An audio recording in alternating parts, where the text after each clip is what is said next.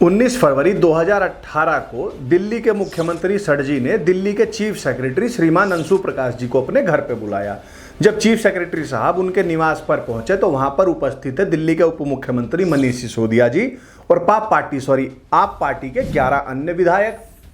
अब वहां पे कुछ बात चली होगी, उसके बाद कुछ अनबन हो गई होगी, तो इन 11 विधायकों ने साथ में सडजी और उनके जो उप मुख्यमंत्री मनीष सिसोदिया जी, इन लोगों ने मिलके उन चीफ सेक्रेटरी साहब को असॉल्ट किया, उनको पीटा, उनको मारा। ऐसा अंशु प्रकाश जी ने कोर्ट में केस फाइल करते टाइम बताया। उसके बाद केस यहां से आ गया हमारी जुडिशरी में, सैक्रोसेंट जुडिशरी में, मियां लॉर्डो के पास। 18 महीने तक इस केस पे कोई हियरिंग ही नहीं हुई। क्यों नहीं हुई जी? क्योंकि इसी केस से रिलेटेड एक पेटिशन जो थी वो हाई कोर्ट में लगा रखी थी। किसने लगा रखी थी? तो इन्हीं सडजी ने और उनके उप मुख्यमंत्री मनीष सिसोदिया जी ने लगा रखी थी। क्या थी वो पेटिशन? तो वो पेटिशन ये थी कि भैया ट्रायल कोर्ट के जज साहब ने अंशु प्रकाश जी को ये परमिशन दे दी थी कि वो पब्लिक प्रोसिक्यूटर के बदले अपनी पसंद का कोई भी लॉयर चूज कर सकते हैं। फिर अभी 11 अगस्त 2021 को कोर्ट ने केजरीवाल जी को, मनीष सिसोदिया जी को और 9 विधायकों को बरी कर दिया।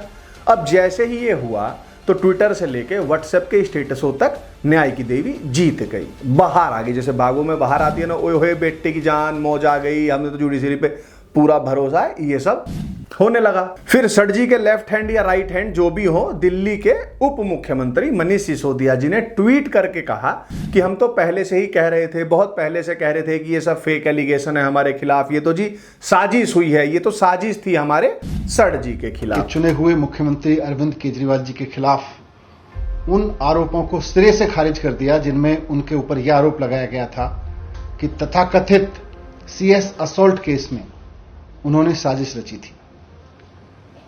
आज माननीय अदालत ने कह दिया कि ये सारे आरोप झूठे थे,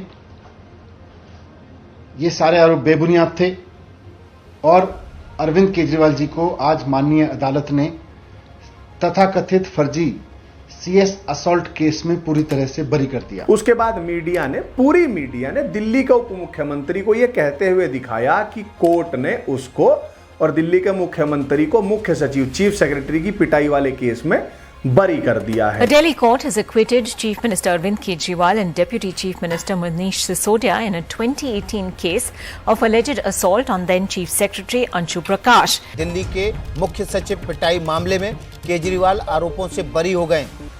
जो चीज इन ठगों ने नहीं बताई और जो चीज इन ठगों ने नहीं दिखाई, जिसमें ये मीडिया भी शामिल है, जिसमें रिपब्लिक न्यूज और जी न्यूज भी शामिल है, ये कि उसी कोर्ट ने, उन्हीं जज साहब ने इसी केस में अमानतुल्लाह खान के खिलाफ आरोप पत्र दाखिल करने को कहा। आप लोग देखिए कैसे एक मुसलमान MLA द्वारा केजरीवाल की उपस्थिति में एक हिंदू चीफ सेक्रेटरी को पीटा गया और सिसोदिया और पूरी मीडिया ने यह तथ्य हमसे छुपाया, हमें झूठ परोसा।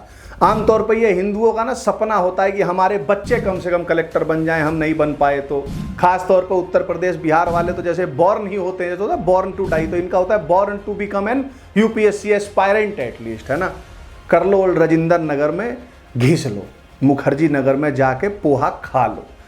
IAS अगर बन भी गए, उसके बाद प्रमोशन पाके चीफ सेक्रेटरी भी बन गए, तो मुसलमानों द्वारा ही पीटे जाओगे। वह जिस नेता को तुमने मुफ्तखोरी और अपनी जाति के लिए वोट दिया था ना, वही तुमको अपने घर बुला के पिटवाएगा। अमानतुल्लाह के खिलाफ आरोप पत्र पेश करने को कोर्ट ने कहा है। ये वाली खबर भी मुझे इंटरनेट से पता चली। यदि इंटरनेट नहीं होता तो एक दिन हम सभी हिंदू बकरीद वाले दिन काट दिए जाते और कहीं समाचार पत्रों में खबर भी नहीं छपती। इसीलिए मुफ्तखोरी और अपने नेता की जाति देखकर वोट देने वाले हिंदुओं, अगर तुम्हें भगवान जी ने होमोसेपियन बनाया तो होमोसेपियन की तरह रहो। देखो किसमें तुम्हारा फायदा है, किसमें तुम्हारा नुकसान है। थोड़ा लॉन्ग टर्म का भी सोचना शुरू करो। हर चीज इंस्टेंट नहीं होता, हर चीज मैगी नहीं होती कि 2 मिनट में ही आ जाएगी। समझे? समझे?